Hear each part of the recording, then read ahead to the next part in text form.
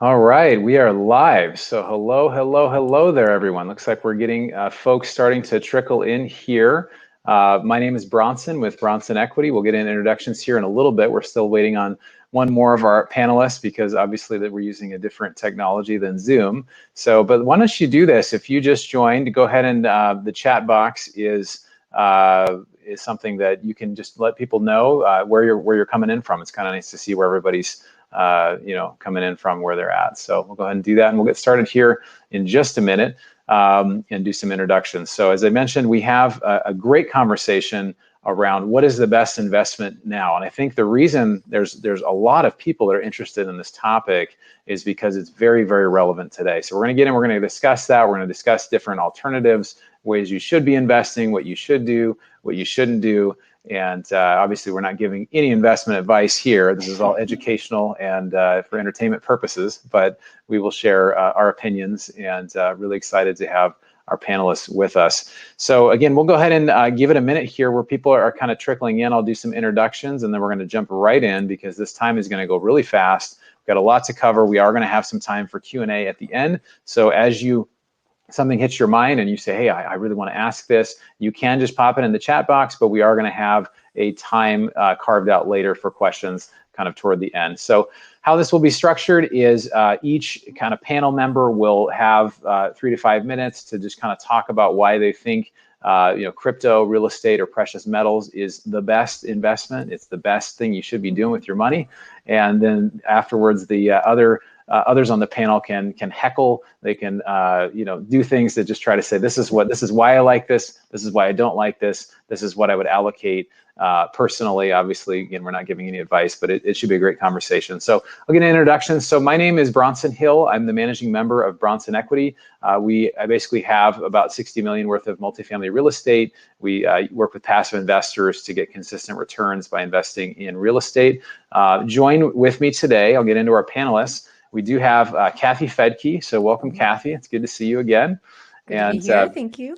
Absolutely. And Kathy is the CEO and co-founder of the Real Wealth Network and the host of the Real Wealth Show. She's a regular guest on Fox News, CNN, CSNBC, Bloomberg, NPR, CBS, MarketWatch, and the Wall Street Journal, and was named among the top 100 most intriguing entrepreneurs by Goldman Sachs 2 years in a row. She also wrote this book that's called Retire Rich with Rentals. I have not read it, and your husband's name is Rich as well, right? So yeah, you will retire rich as well. So I think I wish he just put Kathy in the title too.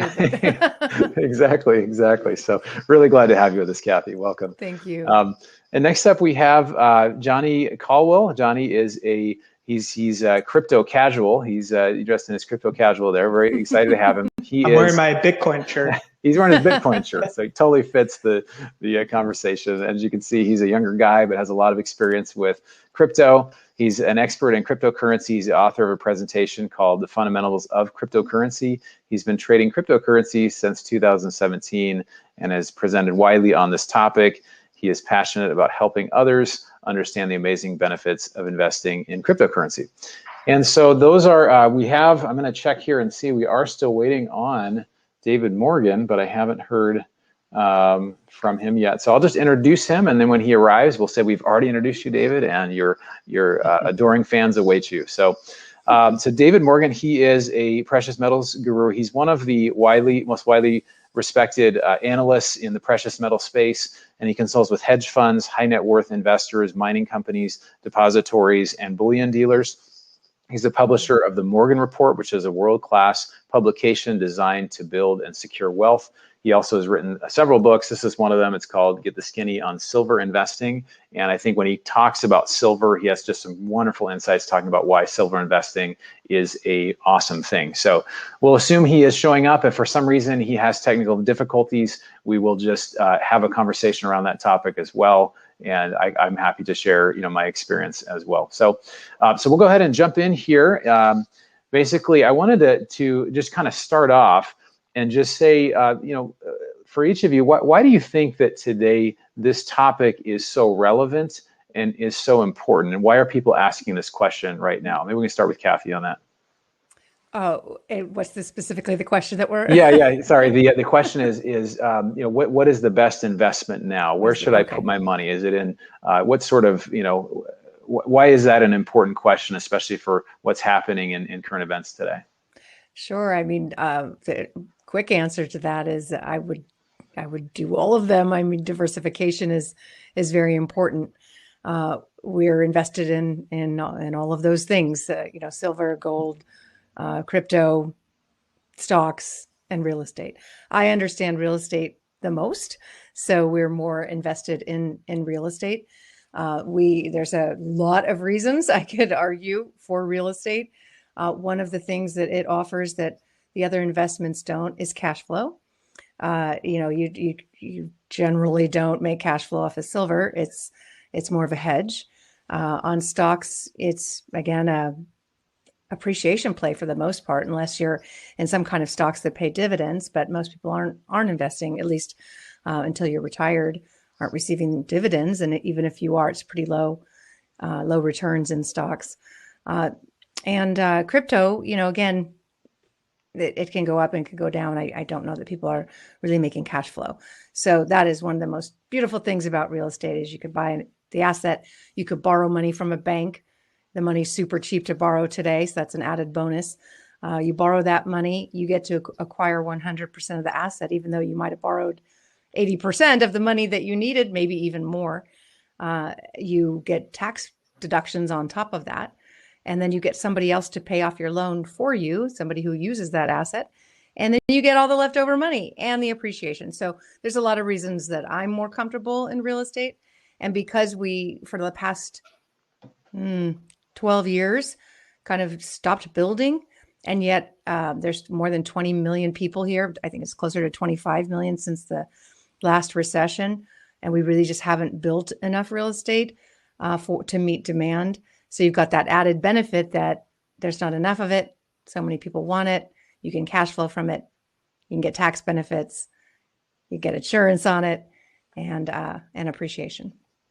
Absolutely. Thanks for, obviously your business is real estate. And I think, regardless of where somebody is, wanting to put their money, it's just, I think with the amount of money that's been printed, if I put a chart up here of M1, which is basically all of the, physical currency as well as money in banks, it shows a 450% increase in the last 12 months, which is kind of mind-boggling. And we haven't necessarily hit a high inflationary time, but it is a major risk. And actually the Fed has said that with that number, M1, they're actually not going to report that anymore. They're just like, we're just not going to give that chart out to anybody anymore going forward. So the idea of the lack of accountability. So this idea of, an inflation hedge, having cash flow, there's tax benefits, real estate has, a lot of benefits. And we'll get into that too and more in a little bit. I think you kind of just covered 3 or 4 minutes. So we'll get into more specific questions in a little bit. So thanks for that, Kathy. What about you, Johnny? What are some reasons just in general do you think the topic of what do I do with my investments? Like, why is that an important topic to be for an individual to be asking?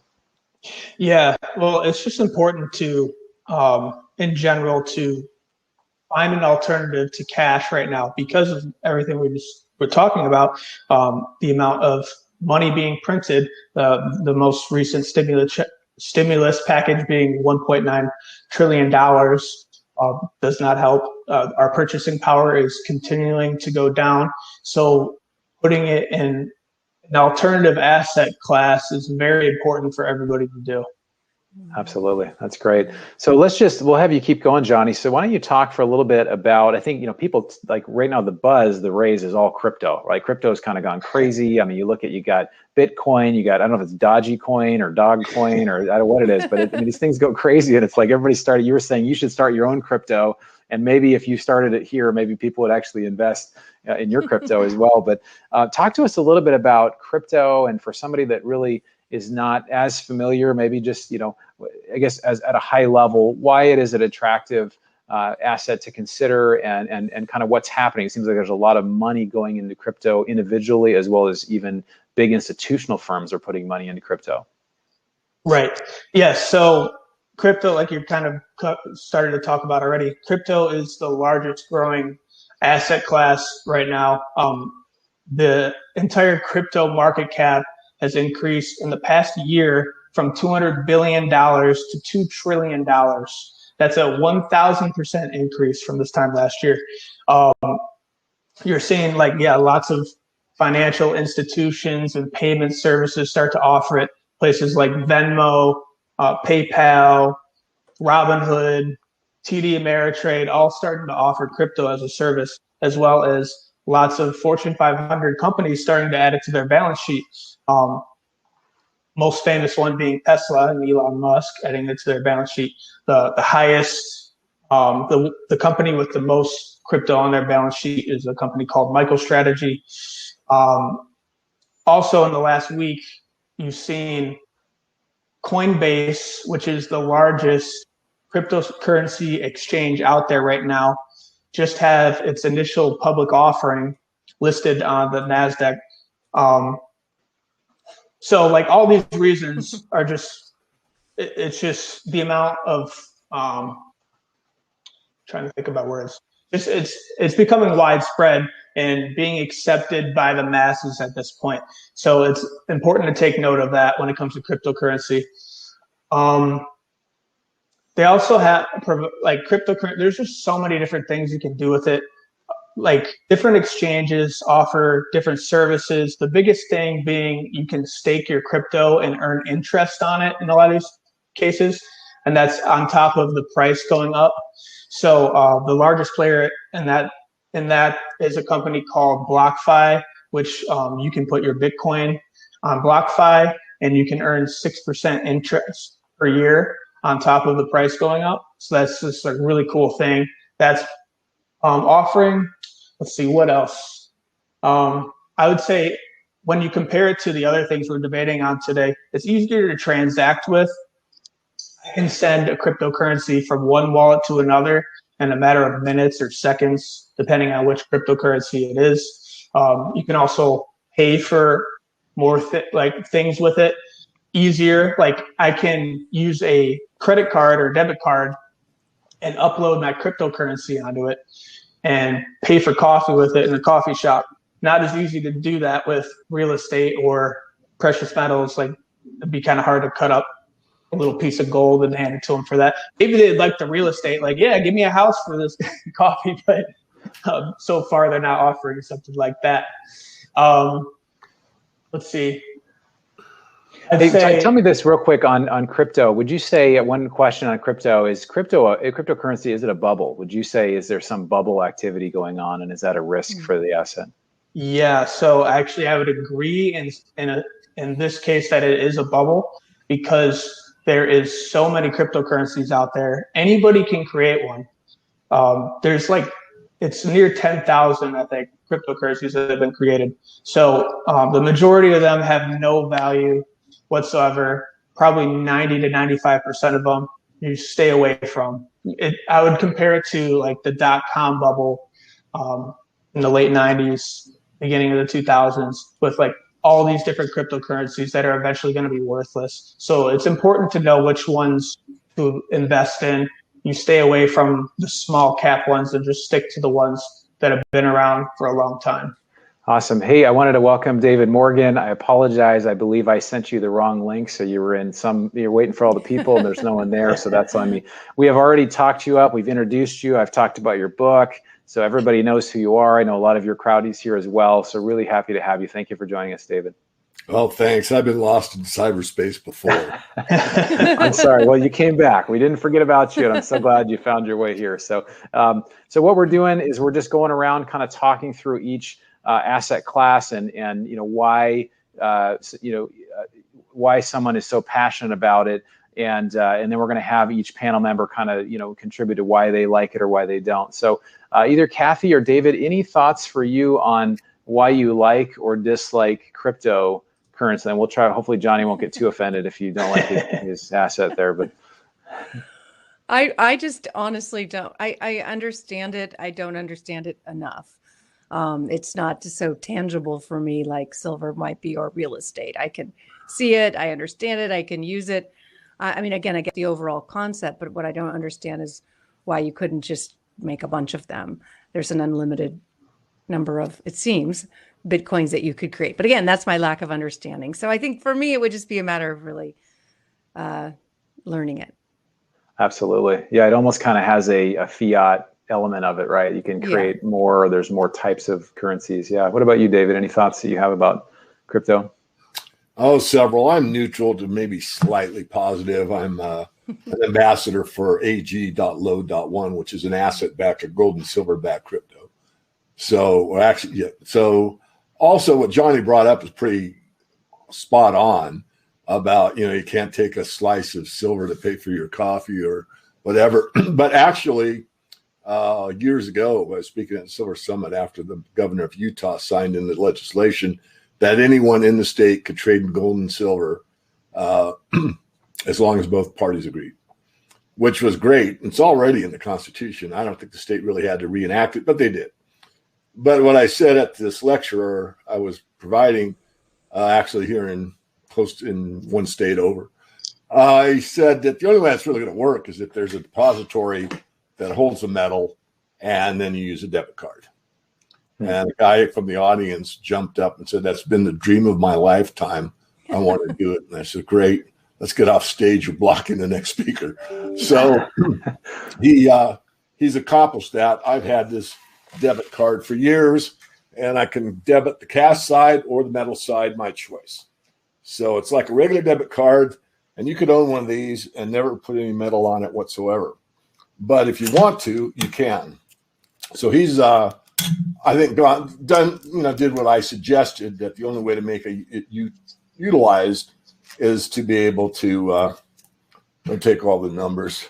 I've had credit card fraud up, but that's it. It's like any plastic card anywhere. I'm glad you covered your number there too, so that you didn't have some. But so what you're saying though is that there is. I didn't really think of it that way, but there is a way that there's crypto or blockchain type of transactions or currency that's taking place where you can have physical gold or silver that's represented, or it's backed by a certain, like that's kind of almost these two things can be combined in a way.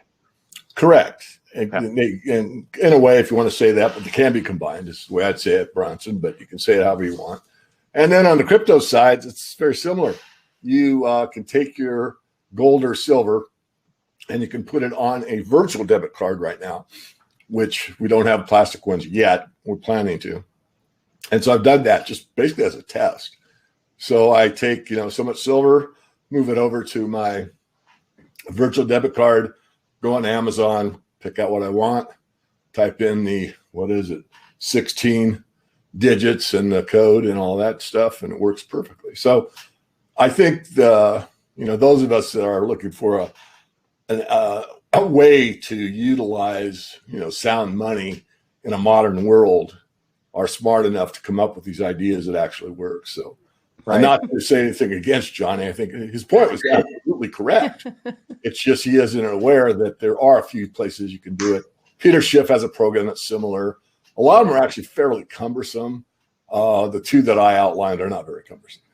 Right. So we're gonna have some time for questions as well. So we're just kind of doing an introduction of each kind of asset here, and then in a few minutes we're going to try to get through each asset, and then at the end we're just going to open up for questions. And I'm really excited to hear some of the questions that are going to come up. So thank you, Johnny, and thank you guys for touching bases, introducing crypto. Can I say one more thing about? Oh, absolutely. Sure. Go ahead. Yeah. So just one more thing, because I wanted to add this to the biggest thing to pay attention to and to follow in crypto is Bitcoin, because it's the first cryptocurrency ever created. It's the largest by far. It has a $1 trillion market cap right now. So it's 50% of the entire market cap, crypto. So whatever Bitcoin does, the rest of the market follows. That being said, with Bitcoin, the most important thing to understand with it too is that it's a fixed supply. There's only going to be 21 million Bitcoin ever created. So that makes it inflation proof. So it's supply and demand. The more people that want Bitcoin, price is just going to continue to rise over time because of the limited supply of it. Can't say the exact same for precious metals and gold, like gold and real estate, because more can be added and stuff. There's a little bit of inflation with those. So I just think that's an important thing to think about when it comes to Bitcoin and the top cryptocurrency too. So one quick question for you on that, and again, we're going to move to Kathy here in a minute, but so I used to love, back when I was a kid, MySpace was a thing. Like everybody had their own MySpace page, right? And then up until Facebook came out, then everybody migrated over to Facebook. So what's to say everybody loves Bitcoin, and all of a sudden there's some new awesome coin that comes out and it's way better, and everybody just switches over? Does it make it the MySpace? Is there anything that would prevent that? Well, I would say that could definitely happen, but we're nowhere near from that happening, because the Bitcoin network is the most powerful computer network in the world. It's the biggest. It's not going anywhere anytime soon. And like right now, there's no cryptocurrency that even comes close to it in market cap. So yes, it could happen, but I don't see it happening anytime soon. Awesome. Thanks for sharing. We'll move on to Kathy. I know you shared a little bit earlier, kind of a little bit about real estate, some of the things that you shared. I know you do a lot of different things in real estate, but I know a lot of people, they have some concerns about, if I do real estate, I have to own properties and I've got to, you get these calls in the middle of the night. What are some ways for people to get involved in real estate? And maybe what are some of the advantages? Maybe you could touch on those again, of ways that you can do it where it's not so active, and maybe, some hedges as far as time and inflation, other things as well. Well, I think like with any business, you've got to figure out what you're best at. So if I were to buy a business that were to cash flow, you wouldn't want to buy a business that didn't, right? You want positive cash flow. Would you be the one cleaning the toilets, or would you hire a janitor? Would you be the one fixing the roof? Maybe. I wouldn't. I don't have those skills. So you can do it yourself. There's lots of people who love to do that. They'd like to buy old properties and fix them up and sell them for a profit. I probably would like it. I just don't know how to do it. I would prefer to let someone else do that work, and I can do the other things. That's basically finding the property and finding the best markets. The thing that I'm best at when it comes to real estate is understanding demographics and really understanding the basics of economics, which is supply and demand. And when there's strong demand and not enough supply, generally, whatever you've got, if you've got the thing that there's not enough of and other people want it, prices tend to go up, and there's a lot of demand. So I've over the years just followed demographics, looked at where cities are reinvesting in themselves, where businesses are moving, and where the climate is nice and maybe seniors want to live when they retire, and just watching those demographics. And if we can get to those areas before everybody else and acquire properties that are, that the average person can afford, well, then we know that we can, again, acquire the property, let someone else manage it, let someone else fix it. I just work with the banks to get the loan. I work on having good credit. I put the down payment down of 20%, but the rest someone else does. I manage it. So it's like being a producer of a show. Basically, I get to see how the show plays out, but I don't have to play every role. So the real estate has had a bad rap in the past because there weren't very good property managers. Before the downturn, it was kind of mom and pops that would be managing properties, or people managing themselves. So you would get that call in the middle of the night, or you would get called to fix something maybe you didn't know how to fix. And that's a pain. You don't have to do that. You can own a portfolio of homes. I know people who own hundreds of homes. We now know that institutions can come in and buy thousands, hundreds of thousands of homes, and they're not out there, fixing toilets. So they're managing the managers, and so now over the last 10 years, it's been property managers that have access to new systems, new online portals. You can go on and see what's going on with your property. You can get all kinds of photos, Google shots. You get third-party inspectors. You just have to be a good project manager, a good business owner.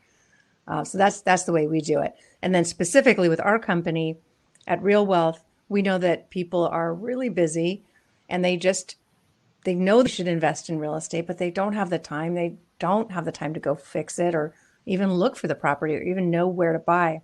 So we do a lot of that work for them. We've identified property managers with great reputations, property, agents and brokers who know where this demographic shifts are and know where people are moving and where jobs are moving. And they know how to find properties at a discount in those areas. They fix them up or are building them as new because there's so few properties on the market. So we kind of take a lot of that guesswork out and help people do it. And there's a lot of companies like me out there. I was one of the first, but I just saw John Burns Real Estate Consulting had a list of other companies kind of doing the same thing, making it easier for the investor to make it more turnkey, to have it done for them. And then if you totally want it passive, then you invest in someone's syndication. And that's where they are managing all of it. You just invest with them, they take your money and they do the work. That's riskier because you're not on title, you're completely trusting someone else with your money, either in a JV situation or, buying membership shares, within a corporation or an LLC, and you're just trusting someone else to really manage that for you, and you kind of split the profits on the back end, or you get a preferred return. That's really completely and totally passive, except that you got to do the work that you have to do is vetting the team, vetting who's managing your money, right? So we're seeing more and more people, investing in syndications like that. Right. And it's interesting. There are a couple paths. You are a little more active, and it sounds like if you're active, you guys have a lot of supportive services to help people pick markets and pick places. Yes. And syndication is obviously it's more hands off for passive. And that's obviously what we do. And I think there are advantages to both. And I think it's a conversation it just depends on what someone's goals are. If they're a super busy professional and they don't want to be kind of managing, and the thought of scaling, getting another rental sounds like a lot. Syndication could potentially help, but outside, other people like to be very involved. So I think it's great.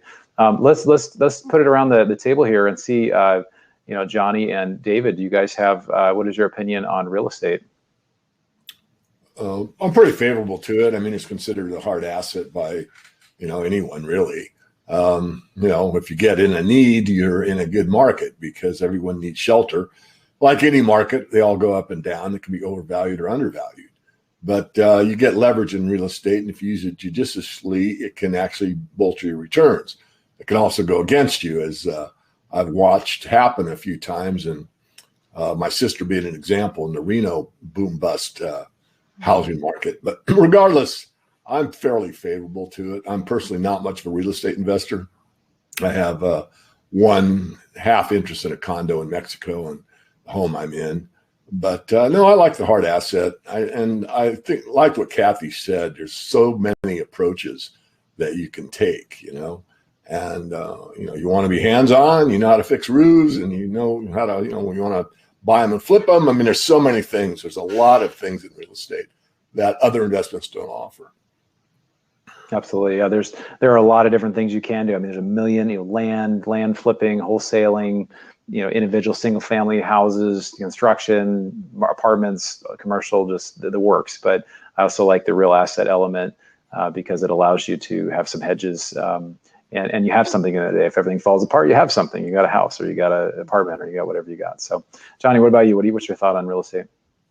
Yeah, I definitely don't know too much about real estate or anything, but I just know the importance of having different streams of income, and that would be another one to prevent from, whatever. As far as it goes, and maybe someone can jump in and correct me if I'm wrong. I think just like the biggest thing for me is like with the differences, it kind of just requires a lot of cash up front to invest in it. And maybe it doesn't, but I just know like with crypto, it's just much easier to get started with because you can put as little as like $5 in to get started. Whereas real estate, I feel like it would probably be a lot more.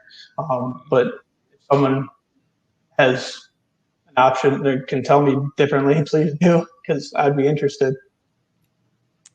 There are some ways now that you can, through crowdfunding, put less money in.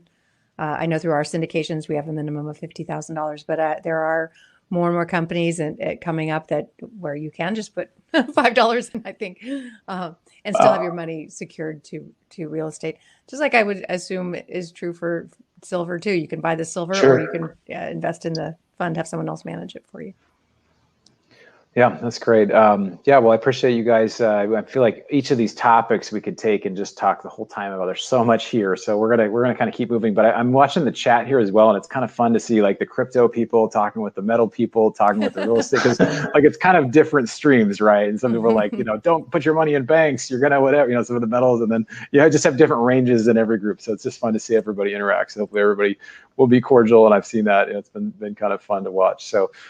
David, talk to us about the case for metals. Again, just a few minutes of just give us a quick overview if somebody's not familiar with precious metals. I know it's going to be just like a teaser, but because I know you could probably talk for a long time about this, but just why should somebody consider having that as a place or a substantial place in their portfolio? Sure. There's the economic cycle that takes place has different durations, but one of the biggest durations is about 350 years. And approximately at that point, you get where you have a currency destruction. You basically have a currency crisis. You have an area where fiat no longer works. I mean, every fiat currency, which means an unbacked, unsound monetary system, which you've only had since August 15, 1971, fails. And so this one is perhaps failing. It is failing. Whether it fails completely, I would say it won't. There'll be a new monetary system enacted. But regardless, we're moving that direction. And that's why you see alternative currencies. This is very typical of the cycle we're in. It just happens to be Bitcoin as the star performer so far. But it's an alternative to the system that exists. Precious metals have always been an alternative as well, but they're downplayed by Wall Street because there aren't a lot of commissions there. And most people that buy metal just buy it and hold it. They don't do anything with it. Whereas someone from Wall Street wants you to buy an index, an ETF, a bunch of stocks, maybe a mutual fund or two, and they want to turn your account so that they can get commissions. So if you send gold bar to somebody, chances of them doing anything with it other than sitting on it are pretty remote. But it is very, very important. As I said, especially we're nearing the end. There's a film on my website. If you go to themorganreport.com, go to the About page and scroll down. There's a film called Four Horsemen film. This cycle repeats over and over again. Goes from like the pioneer into different phases, and we're at the end of the age of empire. One of the keys that goes back to the Roman Empire was before the collapse, there was a huge, let's say, star status for chefs. Food was a huge thing for the Romans before the collapse. And of course, we see that, with the Iron Chef and all these things. I don't watch much TV, but that type of thing. So there's a lot of parallels. History doesn't repeat, it rhymes. It's nothing to really fear. And the last thing I'll say is you really just need a hedge. You need an insurance, like fire insurance on your house or your apartment. For your financial well-being, 10% is probably enough for most people. And in let's say, an all-out closure, which I doubt would happen, but in the worst case scenario, you would have money that's valued anywhere in the world. Right. And I know that's just a teaser, which I really appreciate you sharing about, because I'm very interested in metals. I invest as well, or I used to say it's not even an investment, it is money. But there's a couple, you mentioned the Four Horsemen. I also think how I first heard about you years ago was through The Hidden Secrets of Money, which is a YouTube special by Mike Maloney. So it's called The Hidden Secrets of Money. And it's a great kind of 10-part thing that just talks about if you want to understand how the monetary system works in the case for precious metals, it's very, very interesting. So we can look into that. Tell us real quick, I have a couple questions for you.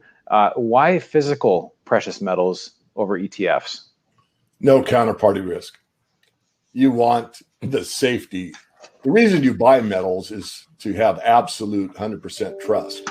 So if you buy an ETF, you have to trust your counterparty. You have to trust the stock exchange will be up. You have to trust there wouldn't be a cyber attack. I'm not saying anything's going to happen. But when you have metal in hand, it's like a French novel. You actually have it. So that's where you want to start.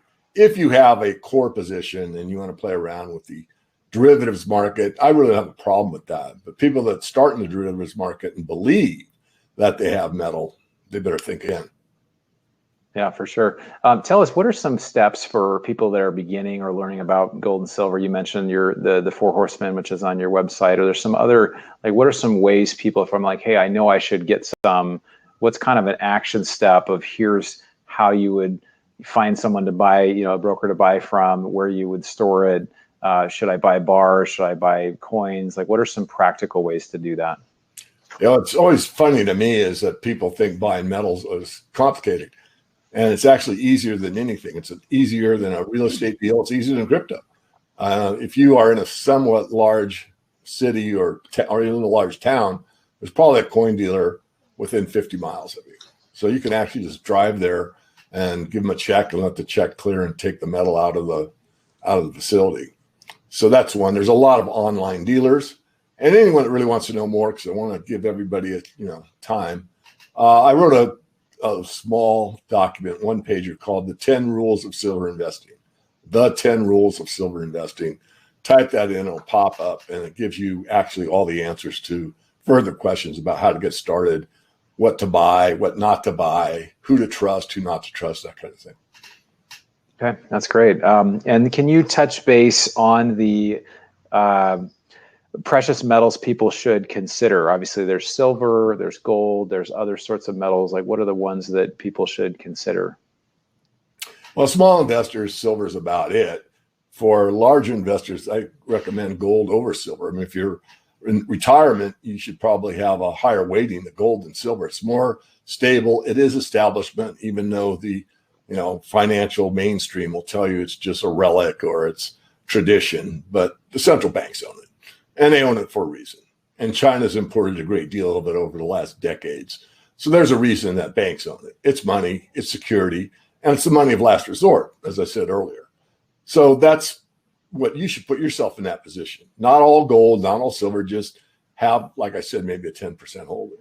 So there's palladium, there's platinum, there's even rhodium, but really most people are just best off with gold and silver. So a lot of people do 10%, 5 or 10% of their net worth, or is it, I mean, obviously that's a personal decision. We can't tell anybody here. This is educational and entertainment purposes only, but is there kind of a range that people say that, I guess I didn't really ask Kathy and Johnny this as well, but just allocations. I'd be curious for you, like David, what do you think? I mean, as far as precious metals, or is it just a case-by-case basis? Well, it is case by case, but I say, in that 10 rules of silver investing, I said in rule 10, too much of a good thing is too much of a good thing. No matter what the future looks like economically, you don't want to go too far in because, there's other opportunities to invest. And maybe it'll take longer than I think, or there's some remote possibility that this cycle I'm describing won't take place. I mean, we're witnessing it in my view, but regardless. So there's that. And the other thing you can do when the metals get really high, and this was Terry Brown, is rebalance your portfolio on like an annual basis. So let's just say you've got crypto, real estate, and precious metals, and you have 10%, 40%, and 50%. After a year, if the precious metals really took off and that represents 20% of the portfolio now, a year later, then you could sell those down to 10% and rebalance the portfolio. That's what a lot of pros do. Right. No, that's great. Johnny and Kathy, give me your thoughts on precious metals. You want to go ahead? Okay. Yeah, sure. Yeah. Yeah.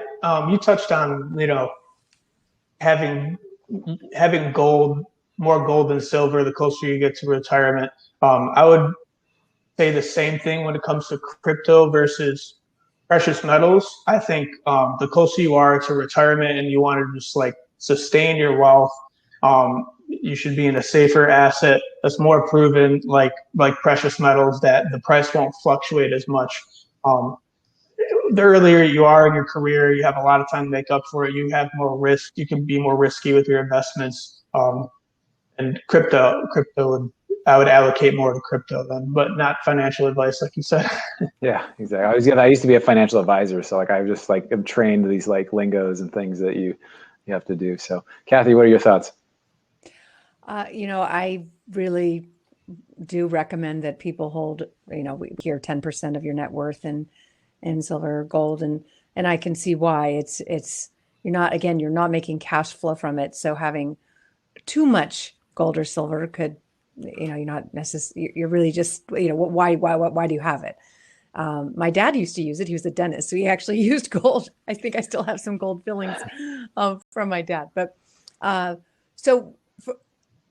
we have 10% of our net worth in gold. And I mean, believe me, in March, I was really, really glad we did. I didn't know what was going to happen when coronavirus first hit and all the businesses just shut down. I thought, oh boy, I think we're overinvested in real estate. We don't know if people are going to be able to pay their mortgages. We don't know what's going on. We were just really glad we had some precious metals if everything fell apart. And on top of that, food storage and water. I mean, these are kind of some of the basics you want if it all goes down, right? And it just makes me sleep better at night rather than having money sitting in a bank, in savings. I mean, that's to me not safe, not necessarily a safe place for it.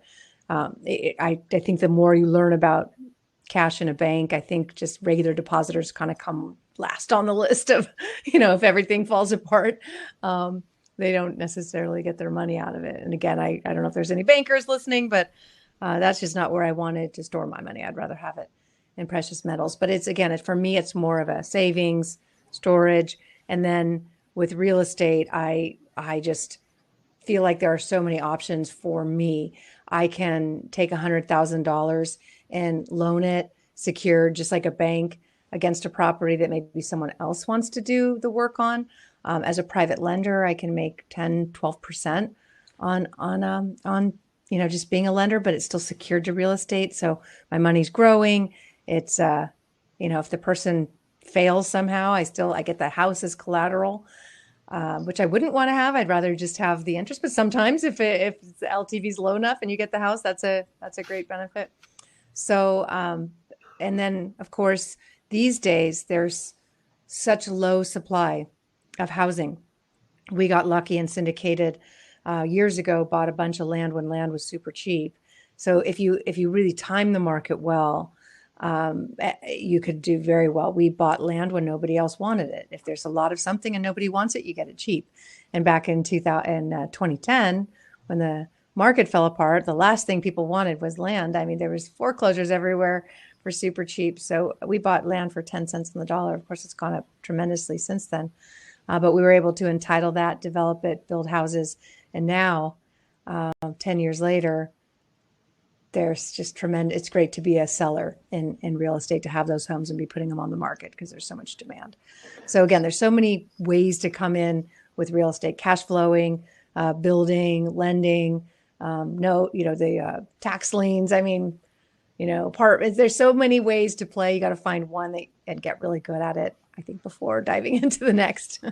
Yeah, you brought up a couple of things that were really interesting. I wanted to just say, we're going to get to questions here in a minute. So if you are listening, you want to have a question, just go ahead and pop it in the chat box, and we're going to get to as many of those questions as we can. But one of the reasons I wanted to bring you all together is because I think that right now, I just feel like it's so urgent that I'd say like 95% of people have no idea what is going on with the money supply. They have no idea what's happening, and they just have no experience of actually investing in either real assets or at least things like crypto outside of dollars. And we think of dollars as being money, but it's really not. It's fiat. It's something that when you actually own a house, or you own a field or farmland, or you own gold or silver or crypto, there's a case for that because you can do transactions. You actually have something that is, it's not. You can't fudge the amount of it. And just as you said, David, 1971, we went off of a standard, a gold standard, completely, and now we're in this era that it only can really go one direction, because we're not going to really face some sort of austerity type of situation. So we're going to jump into it here. So please go ahead and type your questions in, and I hope we have a lively discussion here. So there's a question for Johnny about Theta. Do you have any thoughts on Theta, which I understand? I imagine that's probably a type of crypto. Yeah, I don't know anything about Theta. I couldn't tell you anything about that. I know it's at least higher up on the list as far as market cap goes, but I couldn't tell you anything about that one specifically. Okay. Yeah, I know there's probably thousands of cryptos as well. Yeah. David, question for you.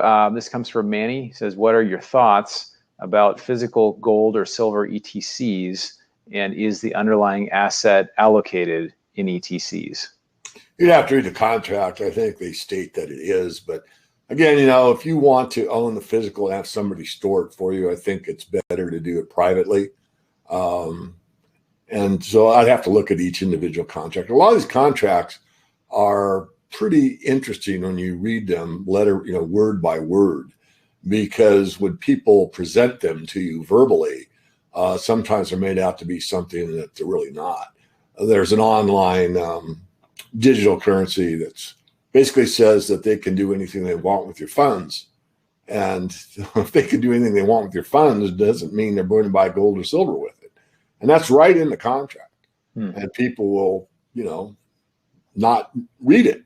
They'll say they do it. They'll check the terms and conditions and they'll say, I've read them, and then, ship off their fiat and think they own gold, but really they don't necessarily have it. So I'm not that fond. Other than having a physical that you touch, or at least store where you can go visit it, I think it's a start. But I'm free market. I mean, if you think ETCs are the, cat's meow, it's the way to go, you've done your due diligence, you're convinced it's the way to have it, go for it. Me, I'm not so inclined to do such. So ETC, that's exchange traded. What is the C for that in that acronym? I don't know. It's ETPs, exchange traded products, and ETFs, exchange traded funds. And I'm not sure what he means by C's. Right. It's just something that's traded as a fund. Okay, great. Thank you for that. Kathy, question for you, also from Manny. Are you interested in REITs, or would you recommend REITs as a vehicle to invest in real estate? It just depends on the REIT, right? What is it's invested in, what its history is, what its future looks like.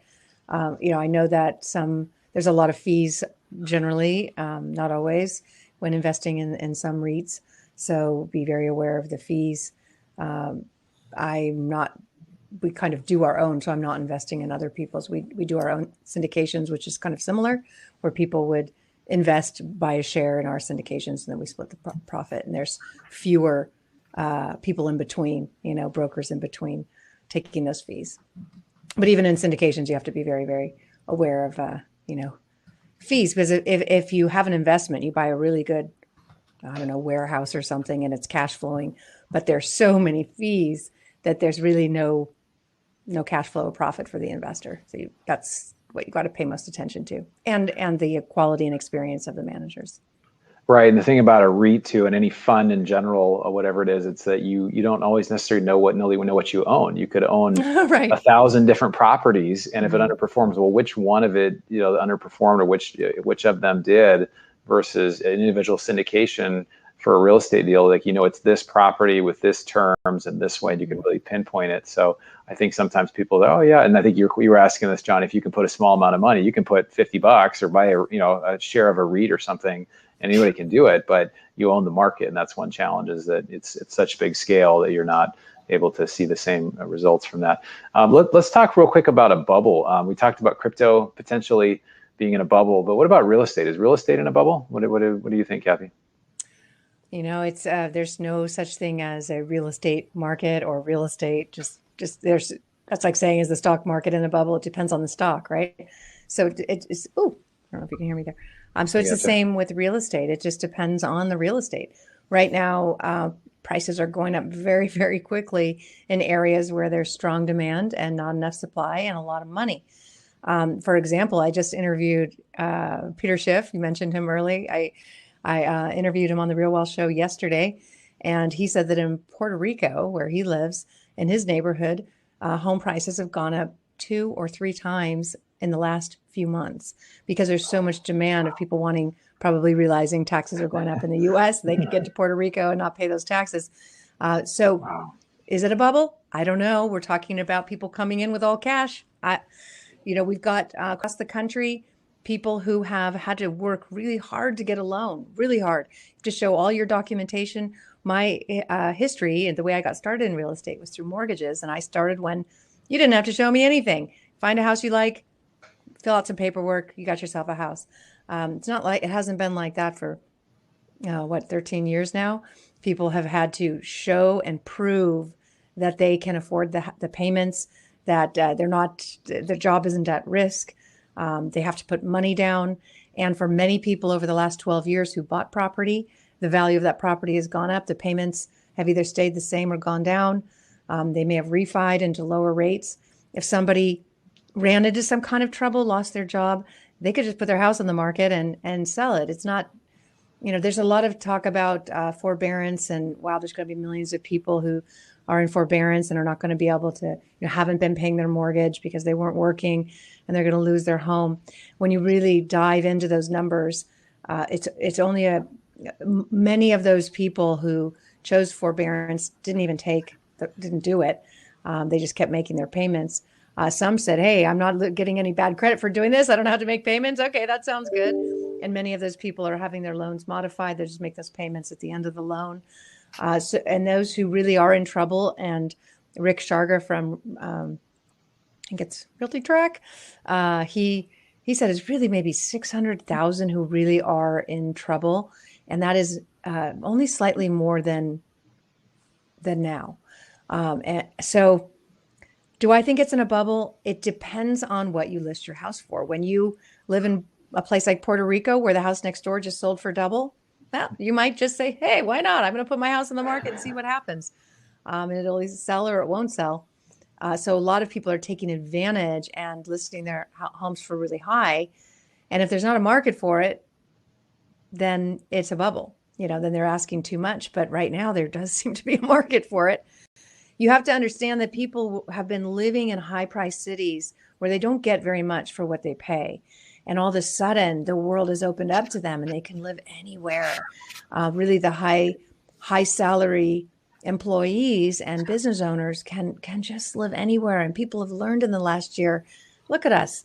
We're having an event. We didn't have to fly anywhere. We didn't have to go anywhere. We didn't have to spend any money. We're just here and making the same salary that we've made. So people are learning that we can do more virtually. And as a result, you've got someone with a New York salary that can now live, I don't know, in Park City, Utah, where we're building homes, and there's barely any homes available, but now they can live in a ski resort. We're seeing, I think prices in Park City have gone up 40% in the last few months. So like I said, it's really good to be a builder and a seller in these markets. Same with Reno. You mentioned Reno went down in value. Well, it has bounced back, not in a bubble kind of way, but in a very solid job market way. There are so many jobs that moved to Reno, jobs trying to get out of the Silicon Valley, out of the high tax system in California. They've moved to Nevada and they need workers. Those workers have to move there. So you might think it's a bubble if you say, wow, the prices have tripled in the last few years. Or maybe it's not a bubble. Maybe people with big salaries just moved to Reno. People with big salaries just moved to Dallas, with big salaries moved to Austin and Florida. So they can afford those prices. So I really don't think it's a bubble. Although some areas might be. It is interesting how it is very specific, market specific, area specific, but overall for demand, I mean, we talk about this, we syndicate apartments and there's a group called We Are Apartments, which is an independent nonprofit. And they said, we're going to need 4.3 million more apartment units by 2030. So where are these going to come from? So you got to build them somewhere, land and construction costs, all this stuff, labor, it's going to get to be more and more expensive. And so if the demand is there, you're right, maybe it's not a bubble, but it's just interesting to see the movements. What about you, David? Do you think, what do you think about real estate or just in general? Do you see bubbles kind of present right now?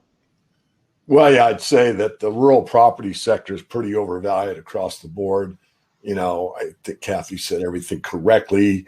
If you know what you're talking about and know the market, then do it. You know what to do. But generally speaking, I mean, I'm in Washington State, and in Idaho, there was a property that actually I was looking at with some friends, and it was 2 houses, a shop, RV setup, and an apartment over the shop.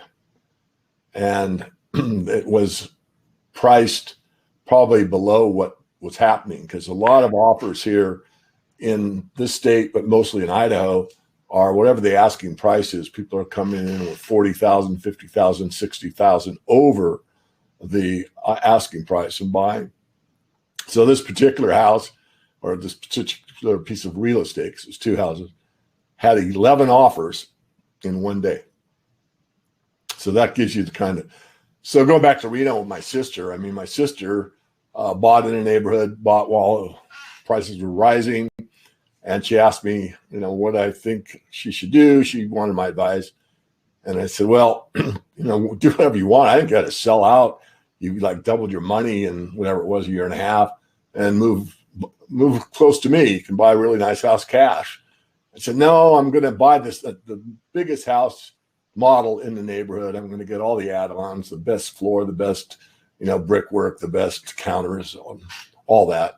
So she did. Oh, and on the golf course, which is an extra $100,000. So when the market, and you had to get in line, you had to have a lottery to buy a house. And I've seen that before. I used to have a real estate license. So whenever you have to be in a drawing to be able to buy a house, that's usually closer to a top than a bottom. So I won't leave it there, but I do want to say something about ETC because I hate it when someone gives me a question. I don't know what it is.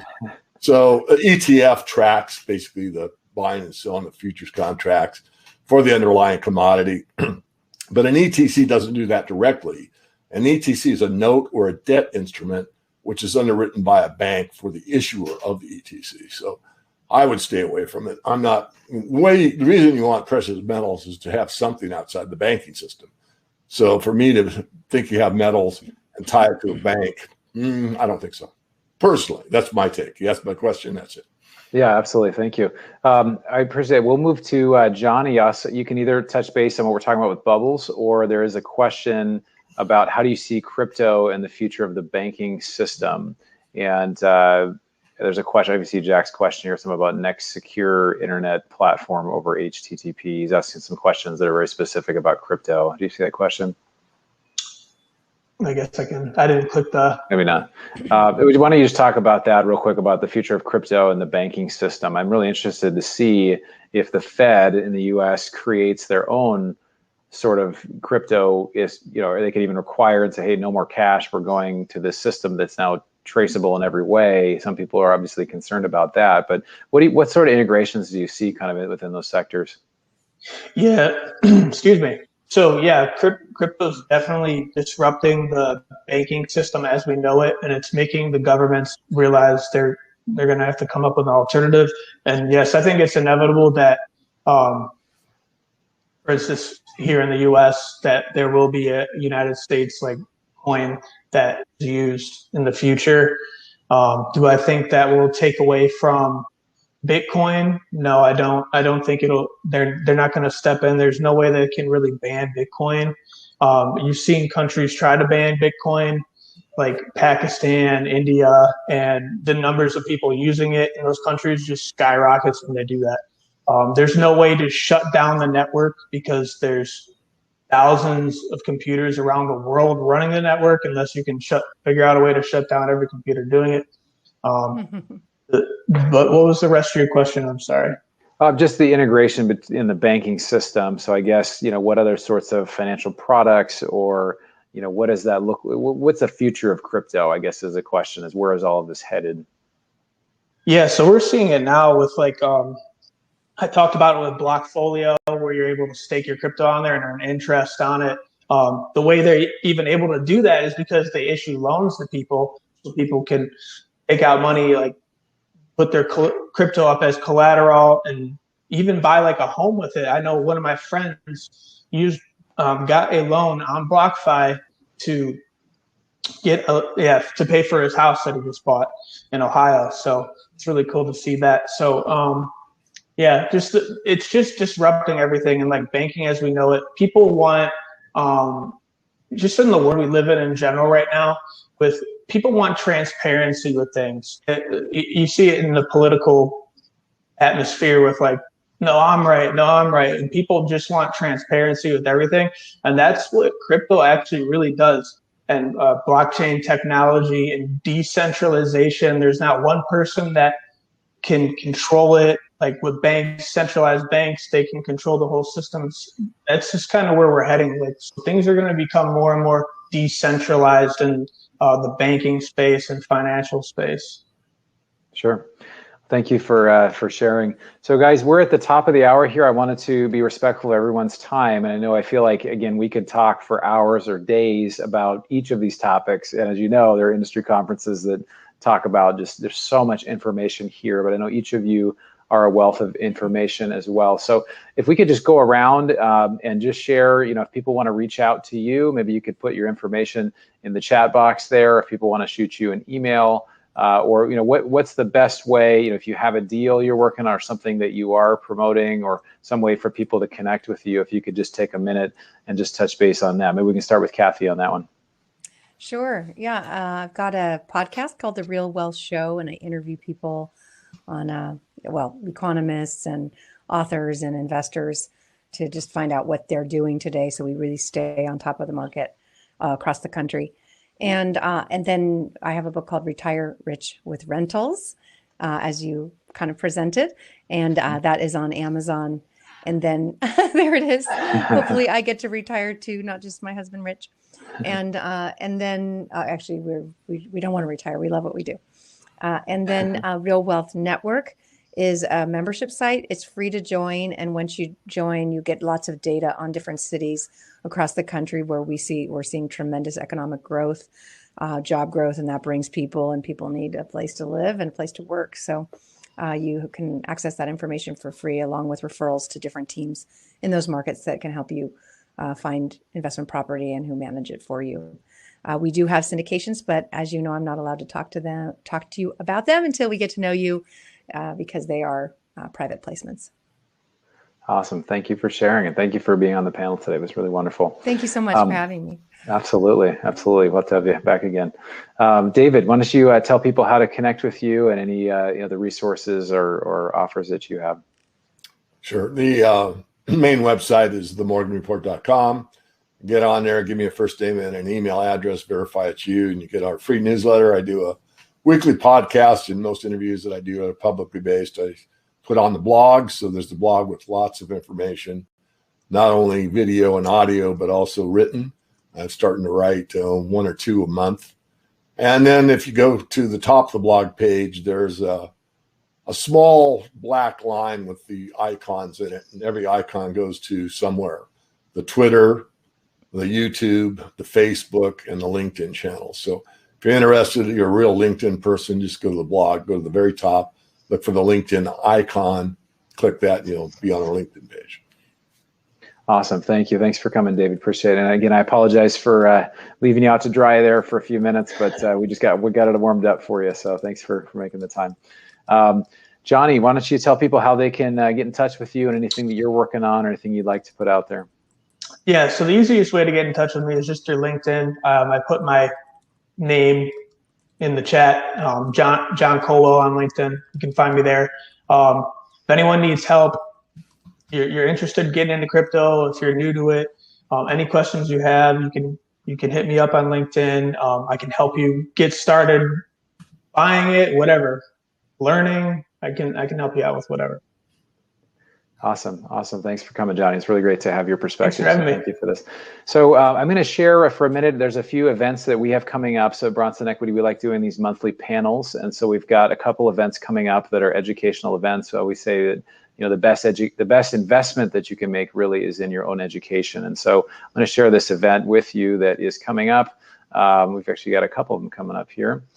So this is if you are interested in learning more about raising money for real estate. We have Hunter Thompson, who's I guess our videos are covering his name, but it's right there. Basically next couple weeks on a Wednesday, how you can get ice cold leads and find $100,000 plus investors. So Melody, if you can drop the link to these as I go through them in there, just so people are interested, they can sign up for them. If you're interested in raising money, this is the one for next month. Again, we're kind of over people's names. So if we take our cameras off here for a second, we can see what it says there. But basically, we have a few people coming together to talk about what a great multifamily deal looks like. So that'll be our monthly series. That's May 19th at 4 p.m. And then this last real quick right here, we actually have an investment opportunity that we can talk about. We have a few spots left on it. It is a syndicated event, 288 units. It's a 5-year hold. It's for accredited investors. You must be verified as an accredited investor. Obviously, we're sharing this with you, not as an offer, just as something that if you are interested, you can reach out and we can give you more information on that. So anyway, the contact down there is at the bottom, canopy@bronsonequity.com. But I'm going to go ahead and stop sharing this here. Again, just wanted to say thank you to everybody for joining. We'll look forward to seeing you guys at the next event. Please reach out. I know there were a few questions we did not get to, and some of you were a little disappointed, so I'm really sorry, but please reach out to our experts here, and we'll look forward to seeing you hopefully at the next event. And I'd love to do this again. This was a lot of fun. So thank you, each of you, for being here. It was great. So everybody have a wonderful night. Thank you. Bye-bye. Okay. Thank you.